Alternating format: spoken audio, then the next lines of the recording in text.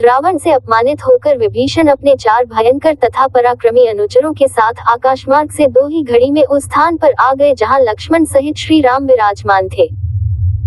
बुद्धिमान महापुरुष विभीषण ने आकाश में ही स्थित रहकर सुग्रीव तथा अन्य वानरों की ओर देखते हुए उच्च स्वर से कहा, हे वानरराज, मैं लंका के राजा रावण का छोटा भाई विभीषण हूँ। मैं रावण के उस कुकृत्य से सहमत नहीं हूँ जो उसने सीता जी का हरण करके किया है। मैंने उसे सीता जी को लौटाने के लिए अनेक प्रकार से समझाया, परंतु उसने मेरी बात न मानकर मेरा अपमान किया और मुझे लंका से निष्कासित कर दिया। इसलिए अब मैं यहाँ श्री रामचंद्र जी की शरण में आया हूँ। आप उन्हें मेरे आगमन की सूचना भिजवा दें। बात सुनकर सुग्रीव ने रामचंद्र के पास जाकर कहा, हे राघव, रावण का छोटा भाई विभीषण अपने 4 मंत्रियों सहित आपके दर्शन करना चाहता है। यदि आपकी अनुमति हो तो उसे यहाँ उपस्थित करूं। किंतु मेरा विचार है कि हमें शत्रु पर सोच समझकर ही विश्वास करना चाहिए। एक तो राक्षस वैसे ही क्रूर, कपटी और मायावी होते हैं, फिर ये तो रावण का सहोदर भाई ही है। ऐसी दशा में तो वह बिल्कुल भी विश्वसनीय नहीं है। किंतु आप हमसे अधिक बुद्धिमान हैं।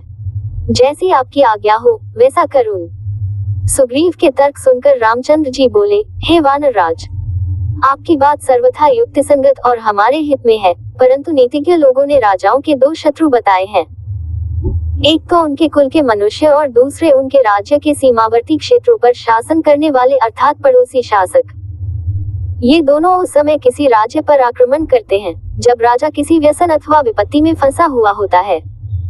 विभीषण अपने भाई को विपत्ति में पड़ा देखकर हमारे पास आया है। वह हमारे कुल का नहीं है। हमारे विनाश से उसे कोई लाभ नहीं होगा। इसके विपरीत यदि हमारे हाथों से रावण मारा जाएगा तो वह लंका का राजा बन सकता है। इसलिए यदि वह हमारी शरण में आता है तो हमें उसे स्वीकार कर लेना चाहिए। कण्व ऋषि के पुत्र परम ऋषि कंडू ने कहा है कि यदि दीन होकर शत्रु भी शरण में आए तो उसे शरण देनी चाहिए। ऐसे शरणागत की रक्षा न करने से महान पाप लगता है। इसलिए शरण आए विभीषण को अभय प्रदान करना ही उचित है।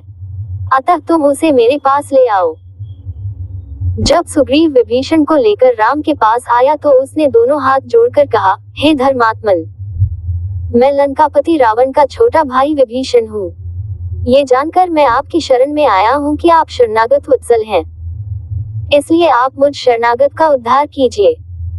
विभीषण के दीन वचन सुनकर श्री रामचंद्र जी ने उसे गले से लगाते हुए कहा, हे विभीषण, मैंने तुम्हें स्वीकार किया। अब तुम मुझे राक्षसों का बलाबल बताओ। श्री राम का प्रश्न सुनकर विभीषण बोला, हे दशरथ नंदन, ब्रह्मा से वर पाकर दशमुख रावण देव, दानव, नाग, किन्नर आदि सभी से अवध्य हो गया है। उसका छोटा भाई कुंभकर्ण, जो मुझसे बड़ा है, भी अद्भुत पराक्रमी, शूरवीर तथा तेजस्वी है। उसके सेनापति का नाम प्रहस्त है, जिसने अपने शौर्य का प्रदर्शन करते हुए कैलाश पर्वत पर दुर्दमनीय मणिभद्र को पराजित किया था। रावण के पुत्र मेघनाद ने तो इंद्र को परास्त करके इंद्रजित की उपाधि अर्जित की है। मेघनाद का भाई महापाश भी अकंपन नामक पराक्रमी राक्षस को मारकर संसार भर में विख्यात हो चुका है। रावण के सेनापति तथा सेनानायक युद्ध कौशल में एक दूसरे से बढ़कर हैं। विभीषण के मुख से लंका के वीरों की शौर्य गाथा सुनकर श्री रामचंद्र बोले, हे विभीषण, इन समस्त बातों को मैं जानता हूँ।